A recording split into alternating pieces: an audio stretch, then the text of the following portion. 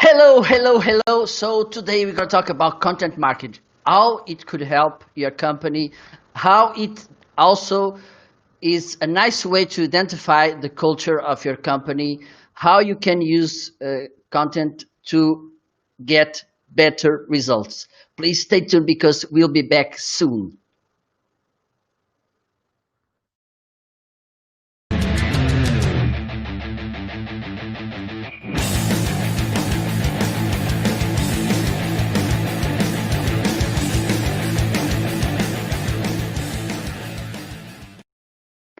Hello, hello, Marco Novo here. Today it's the day to talk again in one of my favorite topics, content marketing.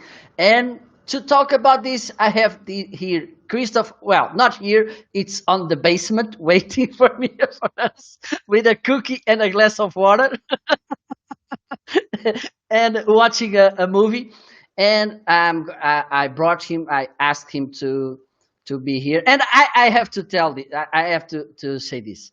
The story behind the Christoph being here, when I ended the live streaming with Neil Schaefer a couple of weeks ago, I asked him, Neil, can you suggest to me a nice guest who can bring a lot to my show? And he said, Christopher Trappe.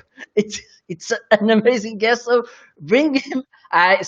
In the same time, I sent him an invitation. I talked with him, and he was very, very nice, very friendly, and he accepted. So let's bring him to the screen. Hello, Christoph. How are you? Thank you so much for being here. Doing great, and you? Yeah, I'm perfect. Well, it's really hot here in Portugal. It's summer, and as a Mediterranean country, which we are, it's a warm summer, but that's what we got. And you? I'm doing great. I don't want to say I'm stuck at home, but no travel this year. In fact, I can't even go to Portugal anymore. I was there a couple years ago, speaking at a conference. So I've been at home with my family for, I don't know, 10 years? No, since March, because of the COVID pandemic, of course, like many, many others. But we're enjoying some family time for sure. Perfect. So thanks again. It's a pleasure. It's an honor to have you here, and mostly because of this suggestion, which for me it's really good because I truly like, and I think it's not easy. It's not hard, by the way. It's not hard to like Neil Schaefer because he's a lovely guy. It's amazing, and so because of that, it's even for me a bigger pleasure to have you here. So what I'm going to ask you, please, it's you introduce yourself and then we go to the conversation. By the way, for those of you who are watching now, please, and you have some questions, some doubt, some comments you want to do, please be my guest. Make the comments you want. If you are watching the replay, please, and if you have some question, you can also bring it to the comments, please, and tag Christoph so he can know that you made a question. And I'm gonna share sometimes the link for you to know some more about Christoph's book. Okay, so feel free to participate in the conversation. Okay, so Christoph, it's up to you now. Introduce yourself, please. Awesome. Hey, Marco, thanks for having me on. Best intro yet, with all the graphics and everything. That's awesome. So I grew up in Germany and been in the U.S. since about '95. Played American football here. In fact, you can see some of the some of the things behind me, my helmet and my jersey back from my days at Iowa. Now I live here with my family. I grew up in journalism, where I really learned how to connect with my audience and share stories that matter to them. And then I moved over into content marketing, and I've done content marketing for a number of different companies in different verticals and different industries. And, I help companies create that content performance culture. I know, Marco, you mentioned it, but that's also my third book just came out, Content Performance Culture, Content Performance Online. Don't buy it today. There's a big deal happening starting Thursday. It's like 99 cents or something like that. So give it a couple of days. Don't rush to, you can if you want to, but fair warning, there's a big sale coming up in a couple of days. Really, when I was a journalist, Marco, nobody ever asked me, how many people read your article? What did your article do? How did it perform? Nobody ever said that. It was what it was. Like, people read the articles, and that's, no discussion about that. And today, we want stuff to perform. How many people are reading it? How many more should be reading it? Are they following any calls to action? What's happening? Is it helping SEO? The questions are endless. And the problem we're facing today in marketing and content marketing specifically is everybody thinks they can run marketing. You see all these salespeople, and I've had great relationship with some salespeople, and I know we need them, but who puts a salesperson in charge of a marketing department if they've never had any marketing experience, right? That's crazy. You don't put me in charge of a sales team if I've never run sales, right? How is that any different?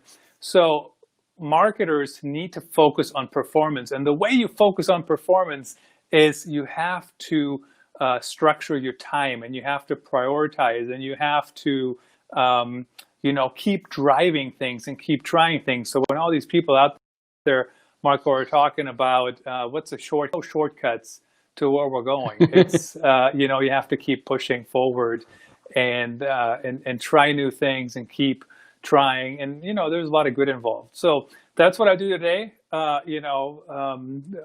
Currently doing a lot of things with automation. But everything really comes back to what's the content we have, what story are we telling that's different, and that really helps us set us apart from the competition. Because if everybody is the same, who's going to win? Well, whoever has the lowest price will win, right? But that's not a big differentiator, because at some point you can get to zero. Tell the better story. Tell people about your unique differentiator. And the other thing is, it's so difficult to stay in front of people, right? Everybody's so busy. Everybody is running ads. Everybody's on social. And so that's another big part of creating a content performance culture. How do you stay in front of people with your great content, with your great stories? Well, Christoph, we have here something weird, because your camera here, it's perfect, but on the show, it's upside down. So I'm going to ask you, please, to refresh, okay, to see if it fixes the problem, because you're upside down on the social media. I don't know what's happening, because here you're perfect. How's that? Is that any better? Let me see. Let me wait a little bit, because now it's okay. Let me see if here on this end it will fix the problem, because this is something that happens when we are live, this kind of situations. Sure. And that's it, because that's how it is. Sometimes that is how it is. Yeah, absolutely. Let me wait a little bit, but please. Now it's good? Now it's good? Or no? On my hand, it is. I'm waiting, because there's a lag between what we see here and what it's coming on the stream. Let me see if the problem is fixed. Okay, it's okay. We have a feedback. It's okay. Thank you, Tony. Awesome. Perfect. Okay. So I think you nailed it there, something really important. I think it's Gary Vee and even Seth Godin which point this situation, the attention economy and the importance of.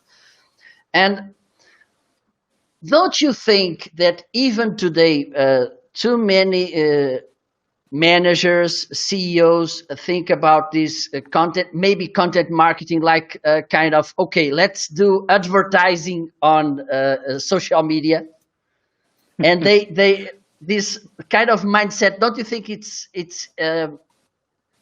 there yet already? Or I don't. Yeah. So I mean, I definitely think there's a lot of executives who think they know everything, right? This is how we should do it. This is what we should do. And I mean, I get it. I argue like I'm right, and I listen like I'm wrong most of the time. Hopefully, fingers crossed.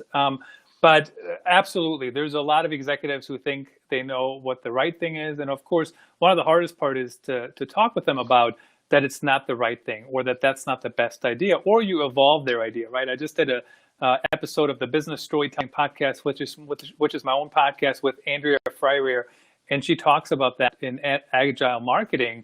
How do you prioritize what you actually have to do?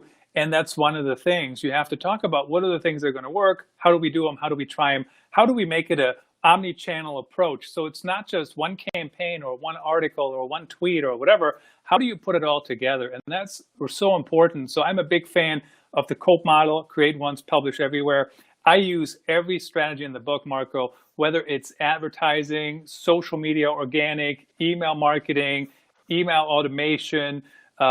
If it works, I'll put up a billboard. I don't care, seriously. So I think about what will help me get to my goal, and then how can I integrate it all together with the budget I have, with the team I have, with the resources that I have. And that's more and more important. And the reason I bring that up, when I was a marketing VP in a nonprofit like 10 years ago, that was not really a thing that was happening yet. You know, even today there's still problems. Having that kind of approach to any marketing strategy. But back then, this is how you do it. This is how we've always done it. Just do it that way, right? And that's something to think about. And really, executives need to keep that top of mind, that they don't have all the answers. Here's the thing. I've done this for quite a while, and I don't have all the answers because they change. And, how you get it done, it changes. I mean, think about what we're doing here. You're live streaming. I do live streams all the time on, a different platform. I think it's fantastic what you've done. So it already changes my mindset, right? Should I try this platform? Should I try a different one? See what I'm saying? Like, you have to think about it. And then once you think about it, you have to keep thinking about it, and you have to try it and see what works and what doesn't, and then keep going. And that's, I think, very different from how we used to do marketing 15 years ago, or maybe even 10 years ago. Absolutely, because let me change the layout.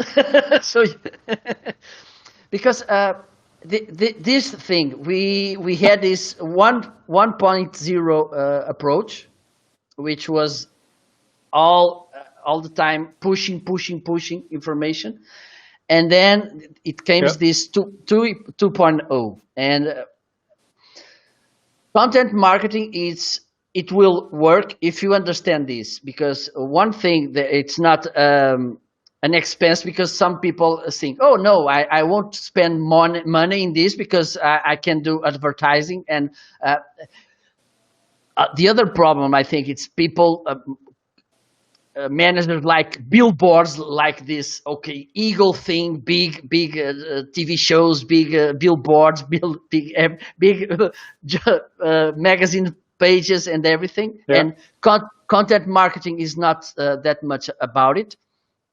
But one thing for me, it's truly important, and I think it's one of the most important things about content marketing. It's because it feeds itself, because you will get the feedback from your customer, from your target audience, and they will ask for more, and they will give you ideas. And another thing for me, it's truly important. It's content marketing, if you do it well, could be another stream of income to your company. Absolutely, no doubt in my mind. The thing is that people, first of all, when they start, they don't start the right way. They don't do it correctly. And then after that, they don't keep going. So a couple things to think about is, first of all, we don't need any more stories about the same thing that everybody else has already written about 15 times. find unique angles, find a unique something, right? That's why sometimes you see some of the really successful sites, they come up with unique angles, and sometimes they're controversial. You don't always have to be controversial, quite frankly, but sometimes that's the way to go, and sometimes that's how you get in front of people, but you have to mean it, right? Don't just make it up. And then the next thing is you have to actually keep going. Publishing one blog post is not going to get you there. Going on one podcast is not going to get you there. Doing one thing slowly is not going to get you there. So when all these people tell you, be more deliberate, yes, be deliberate, but don't be slow. And here's the thing, I see this all the time, even companies that are really advanced. So you create all this content, and 40% of the content, or even less, 30%, 20%, 25% of the content drives 90% of the results. And then people say, well, just do more of that. And we're trying. We are trying. But it's not as simple as just saying that, right? So I don't think I've ever seen anybody go much above 50%, honestly. So there's always a little bit, not to play into the whole cliche of half of the budget is wasted. I don't want to say that. But as you're creating content, you're trying to figure out what works with the audience, and you get better over time, and you are creating more content that actually works. But there's still so much crap going on in companies, so much wasted time on seriously stuff that doesn't matter, stuff that takes time away from what you actually should be working on, and that doesn't help you create that content performance culture. And then the other thing, Marco, quite frankly, that we need to think about is, does everything have to be perfect, right? Can we just ship it? I'll give you an example. I did a show with Ashley Cummings. We live streamed it on, we didn't live stream it, but we did record it like what you and I are doing. And her audio was good. It could have been better. It was my fault. It was not her fault at all. It's not perfect, but it worked. She had this awesome content. We had a good interview. And her podcast, I published it. It went into the top 5 almost immediately of all time content, right? So there is her podcast, not perfect audio, but it sounded okay. It sounded above average, but not perfect, and because of some technical issues I had. And it still rose to the top. So how did that happen? I mean, she's up there with Scott Brinker, with Adweek, right? ADWEAK, the parody account, Mel Rott, and then I think that's everybody in the top 5, and then one was just me talking. But how did that happen? It happened because it's a super interesting topic, and I didn't go, oh my goodness, I had some technical issues, we shouldn't publish it. We published it, and we celebrate that she got in the top 5, right? So think about that. Don't overthink the whole being perfect. Doesn't really matter. It's kind of funny because, I say don't be perfect. I don't know if you saw me before we started. So I got this light. Did you see this, Marco? And before we started, I actually have this makeup kit here, and I powdered myself up. So there you go, talking out of both sides of my mouth. But again, right, if I don't get perfect, we're still going to do live, right? But it doesn't mean I can't fiddle with it until it's submitted. So fiddle with it, but don't stop from publishing. Get it out there, get it in front of people, try things. And here's the thing, try ad campaigns. We have moved off the organic era, especially in social media. I'm not a big social paid fan, honestly. Currently, I'm on the Google Google Ads bandwagon. It's relatively cheap. You get a good click-through rate to your content and your calls to action. So just because I'm a content marketer doesn't mean I don't use advertising strategies. I do, but I want to be strategic about it, just like I am with all my campaigns and all my content. Absolutely. And I think it's this thing about not being perfect, but improve, evolve, because yeah. I think you had the same, I can't call this a problem. The same thing when we start, and I say all the time to the people I'm doing mentoring and training and consulting, your first video will be for sure the worst of all of them, because you don't have the perfect lights, you don't have confidence to be in front of camera, but it's because you started, because you made one after another, that you will improve. And that's, Hmm. I think it's really important to think about it. And even though I don't put any makeup, I think it's useless for me. Yeah, I'll pass it over. Okay. Thank you. But and yes, it's important, as you mentioned. Mhm. For me, the quality and the, how do I say it? How easy to actionability of your content? Could it be the right word? Because it's something really important, also, don't you think, Christoph? Absolutely. I mean, you certainly want people to do things, but they don't always do things right away. So you all, at the very least, want to be top of mind, quite frankly. So yes, put calls to action in there. Put a contact form directly in your content. Get people to do whatever you want them to do. Have links to other content so they can go somewhere. But make sure it makes sense, right? And I'm a big fan of the Points Guy in the United States. I know they have a UK version now. And when you read the articles, currently there's no travel going on, of course, but when you read their articles, they always have calls to action that make them money within context. Like they get you hyped up and they get you going, and you read about, oh, visiting the Bahamas, which I can't do right now because they just shut down to the US, like every other country in the world, it seems. And um, and then they say, and here's how you pay for the trip. Sign up for this credit card and get this wonderful sign up bonus. And then you sign up for the credit card and now you got another credit card. But that's how they do it, right? So you have to get people in the right mood. You have to hype them up and get them going and get them thinking about it, that they actually need whatever it is you're selling. Now, you can't be overly spammy. I'm not talking about being this, slimy sales guy who is standing here and going, "You got to buy my stuff, and if you don't buy it, I mean, blah blah blah." What I'm talking about.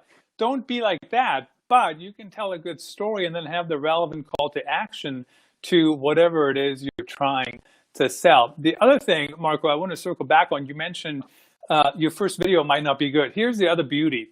When I started as a journalist, there was one way to tell a story, and that was to write an article.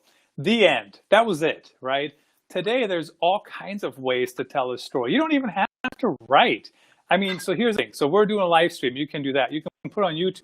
You can use the audio for a podcast. The other thing is you can also do a live stream for audio only on Periscope. And very few people do that. So it's actually, so if you don't want to be on camera, which in case you haven't figured that out, Marco and I don't care. We'll be on camera all day long, right? We haven't seen a camera that doesn't like us, or that we don't like at least. And if you want to do audio only, do a live stream on Periscope. I mean, I've had fantastic success with that. In fact, I don't do them enough, but people listen to them. So try that. If you're a writer, write. If you are if you're a designer, design. Make an infographic. I mean, you can use tools like Canva or others.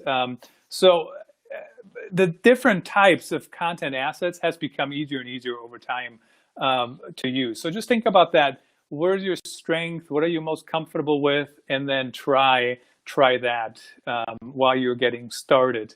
And then don't compare yourself to everybody else that's done it for 10 years, right? They also didn't start where they are today 10 years ago, for example. Absolutely. And for instance, the other day I was watching a video about this, how we started, and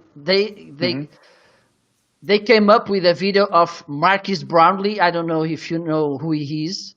He's an amazing boy, and I think he should have 24, 25, and they showed the first video he made on YouTube with the laptop camera. You see him moving the camera to adjust like this, and look, it was him starting at 16, and look who he is now.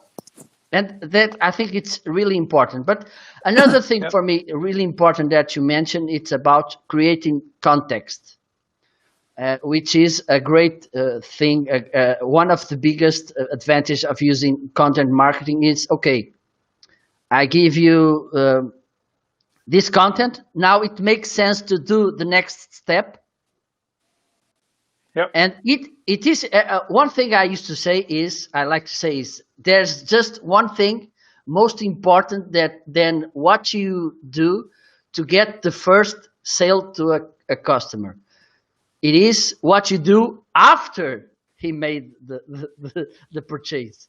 And content again makes another important role because it could help you with keeping hot on the mind of the customer and keep him buying and the awareness of you, don't you think? Yeah, absolutely. I want to put it this way though. I can take the marketing can take a company so far, right? But if the product stinks, my marketing is not going to keep the customers engaged. So at the end of the day, we do need to have a good product for people to keep buying the product. Now, of course, it's very competitive out there, right? So marketing can help you stay closer to them, keep re-engaging with them. Context really, really, truly matters, not just in customer retention, but also customer acquisition. And when Mal Roth, who's actually based in Düsseldorf, Germany, was on the Business Storytelling podcast, he talked about most companies don't go deep enough to talk about X, right? All they do is they're high level, they give you some fluff, and they think that's content marketing. So diving deep into topics and truly offering value to your prospects and also your existing customers is very, very important. And that's when people come back to you when they need an answer. And that's why you see all these YouTube channels taken off, right? You have these. I mean, every time I got to learn something new, you know what I do? I go to YouTube, and I check it out. And then sometimes, depending who it is, if I really like him, I might subscribe and watch him over and over and over, depending on what the topic is. And then depending on who it is, I might buy their T-shirt at some point. So, they are top of mind, and that's how companies can do the same thing. They need to be there when I'm looking, and I'm, of course, actually, just a synonym here for customer or prospect. They need to have content that engages me and that answers my question when I'm looking for something related to them. And a lot of companies don't necessarily do that as well as they could. And some of that goes back to missing that content performance culture that I mentioned earlier with all the politics and meeting after meeting and, all those different things. Yeah, absolutely. Well, if you are watching and if you have any questions, please drop down on comments so Christoph can answer to you. And if you are watching the replay, you can drop the comments also because I can maybe I can answer, or if you tag Christoph, he can assist you. And there's another thing because there's also this question very common, unfortunately, on companies, which is this struggle, this battle between, which for me it's nonsense, sales team and marketing team, and also maybe sometimes the marketing department it's a little bit away from the other company environment, which doesn't allow to bring up the right content to the right people to sell the right product or service. What do you think about it? Yeah, I mean, we could be here all day talking about that topic. I mean, honestly, marketing and sales, first of all, it's not just marketing and sales, it's really everybody. And, work together and collaborate together. And collaborating at the level where we need people to collaborate really new to a lot of people, right? Salespeople, they didn't used to get paid on collaboration, and a lot of times they don't, right? They get paid on what they sell. So at the end of the day, when they collaborate, it has to actually pay off for them. But there is a method to the madness. And of course, that depends too on what you're selling, quite frankly. I mean, if you're selling professional services, the discussion is very different from if you're selling a widget, for example, or something else like that. But what I would encourage you is really collaborate and talk about what are you trying to accomplish, what's working, what's not working. And here's the other thing. I am very, very black and white, Marco. I mean, as you might imagine, a guy that grew up in Germany, Germans are very, very direct. And And I want to be right too, and I want to, know what I'm talking about as well. But you have to argue like you're right, and you have to listen like you're wrong. So don't think you know it all. Whether you're on the sales team or the marketing team, I don't really care. You don't know everything, and things are changing so quickly. Talk it through. Try new things. Build a good relationship, and build on each other and see what's working. Is that working? How do you know? And the other thing too is, I did do a podcast episode on this actually, is the nitpicking that has been happening all over the world needs to stop. And what I'm talking about is, so if I have my book here, right? And so if I have somebody editing it and they say, Christoph, the black, it needs to be not as thick, like, cut like a little bit right here. Totally nitpicking, like who cares? Like it's not going to make any difference, right? Or they're going to say, well, how come, should it really be all caps in the top? It's not going to make a difference. Like seriously, I'm not going to sell any more books because I have title case versus all caps in that title. I mean, show me a study that says, and I'll change my opinion. But my point is that all this nitpicking, oh, I like it like this. I like that word better. Ooh, this sentence, I'm the flowery writer, but you're not, right? So think about, pick your battles, and see what actually works and see what doesn't work. And sometimes the simplest emails work. I actually sent an email. I was on the Agora Pulse Summit, and I sent an email to their mailing list. I don't even think they know this. I don't think I've shared this with them. And that day, my email was just like, hey, thanks for attending the summit. My book, I was running another sale like I'm doing this week. And I said, my book is currently at 99 cents or something like that. And I sold the most books that one day. And that's all I said in the email. I didn't say anything like, I hope you're doing well, blah, blah, blah, blah, blah, blah, blah. I just said, thanks for attending. Here's my book. It's currently 90% off. Bye. Best day ever. Like, that wasn't creative at all. It was just to get to the point, and that doesn't always work. But just my point is, think about if you're going to pick a battle over some stupid wording or like the exact color that somebody's using in an ad. Pick your battles. Don't be a nitpicker to prove that charge.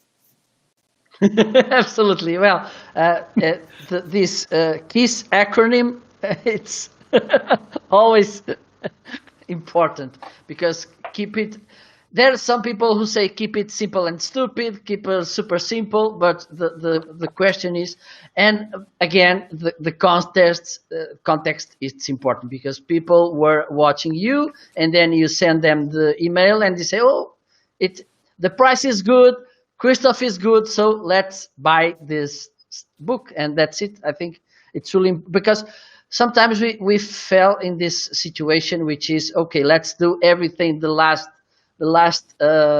thing in the world, and right. It's not the point. And by the way, you talked about email marketing, which is, I think, the zombie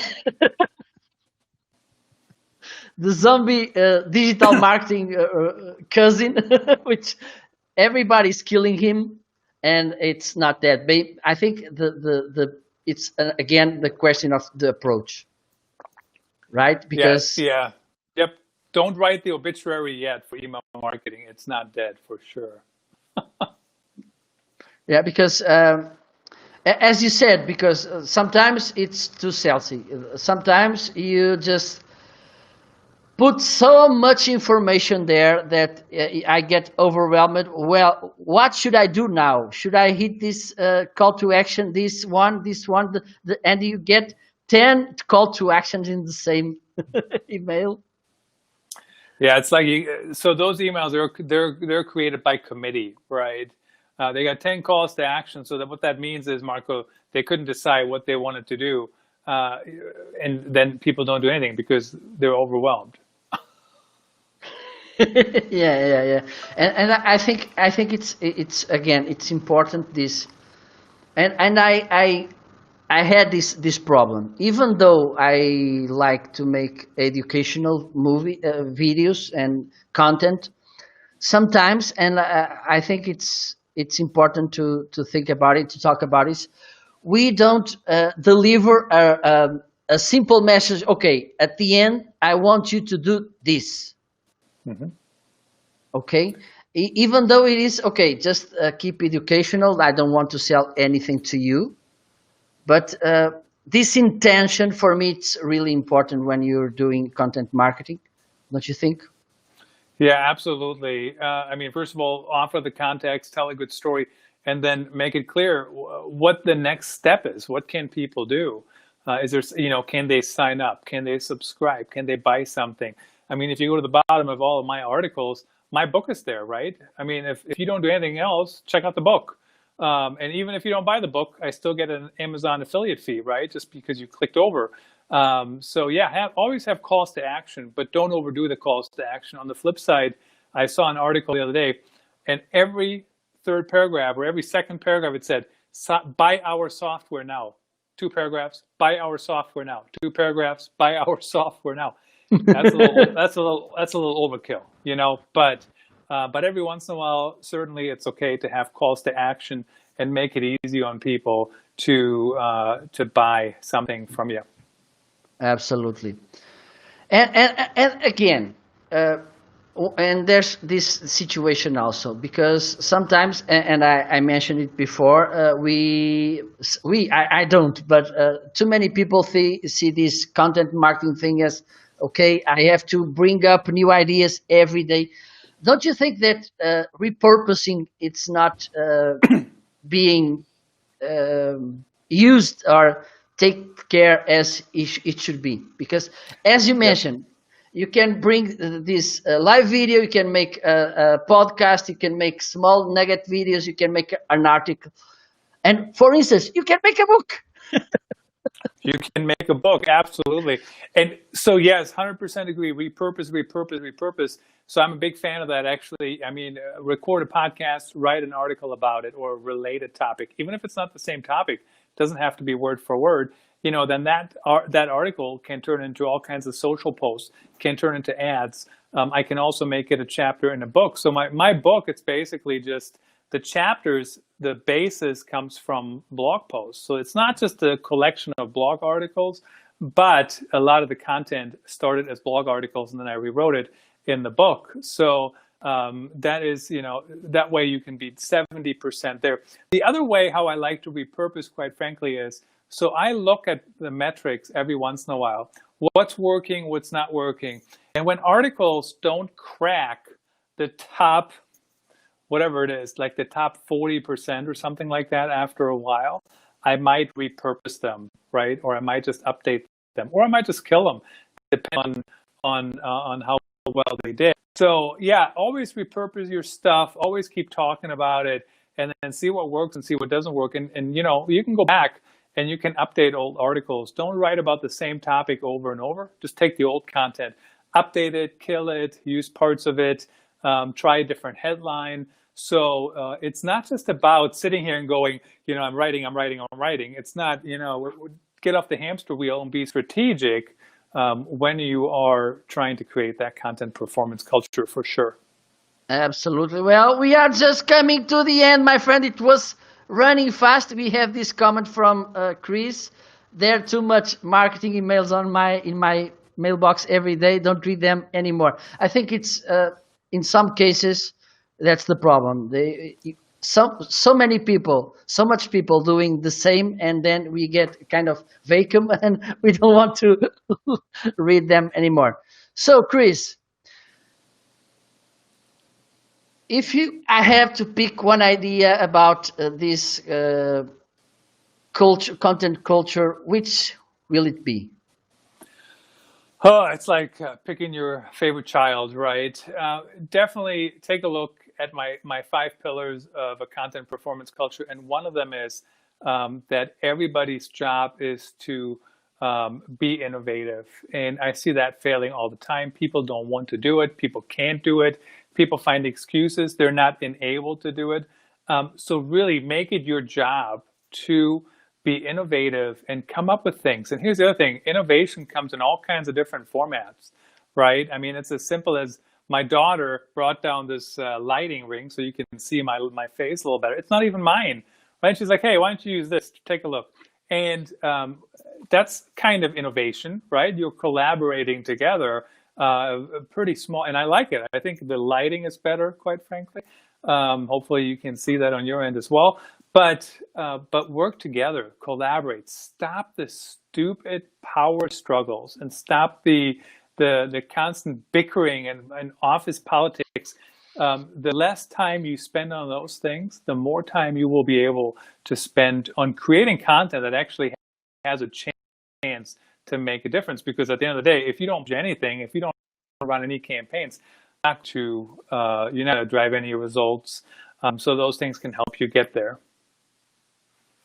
Perfect. Well, it is really important because we are in a attention economy, and if if you stay on the edges, it's problematic for you. If you publish too much, people may get bored.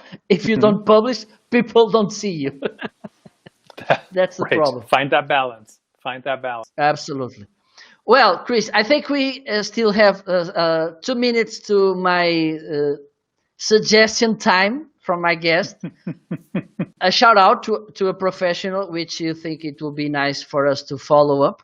A book, a habit you have, a tool, a TV show, and a movie. Okay, 2 shout outs really quickly. I got their books right here. Adweek. Check them out on Twitter, Adweek. Fantastic. He just put out his new book. It's actually Paul Taylor. He was on my show, and he's a parody writer, a fantastic writer. The other one that you guys should check out here, Voice Strategy. Susan and Scott Westwater. They talk about everything as to voice strategy. Very, very informative read, and you can follow all those guys on Twitter and LinkedIn and whatnot. Let's see. What were the other questions? Favorite movie? I don't know. I don't really watch a lot of movies. I mostly watch sports. I did enjoy Money Heist on Netflix. That was quite a good show. Of course, that was shot closer to you than to me. Madrid, maybe, something like that. And then, yeah. Were those all the questions? A tool. A tool. I assume that talks about marketing tools. So some of the tools that I use, I'm a big fan of Buffer. There's so many other tools out there that are way more expensive than Buffer. Buffer does the trick. I don't know why you need to spend $30,000, $40,000 on a social media tool when Buffer does it for, even if you buy the more expensive plan for like $700. Canva, I'm a big fan of that as well. And let's see what else. I think those are the main ones. Of course, when it comes to email marketing, I mean, the list goes on and on and on. What you can work with, from HubSpot, Marketo, even a Fresh Sales or Sales Loft or something like that. So it all depends on your budget, and or even MailChimp does a lot of the things now, and they've come a long way in recent years. So here's my advice on tools. It's not about the tool. It's about the strategy and how you're going to implement it. And think about that before you spend a ton of money on a tool. It's not going to help you win if you don't know what you're doing. Absolutely. A habit to finish. A habit? Oh, a habit. Yeah. I don't know. I think for content creators especially, you have to get into a rhythm. I always try to do that. I have like 18 podcast interviews scheduled. I don't do them all in one day. I'm writing every week, sometimes every day, depending on the week and what else is going on. So you have to get into the habit of just doing those things, and find ways to do that in a way that works for you, and I got a stand-up desk. You can see I'm actually standing. I'm not sitting, right? So my chair is actually behind me. I'm standing at the desk. So that works really well for me. Might not work for everybody, but find those ways to get things done. Perfect. So, Chris, Thank you so much. It was a pleasure having you here. You bet. Let me put again the caption so people can find here. I think I shared the link on comments. Please, if you want to know more about Christoph's book and work. Thank you so much. Thank you for all of you who were tuned in, and for those of you who are watching the replay, please, and have some questions, please let us know what is there. Okay. Have a nice day, a nice evening, a good night. Hope to see you again. Bye bye. See you later. Bye bye. You bet. Thank you.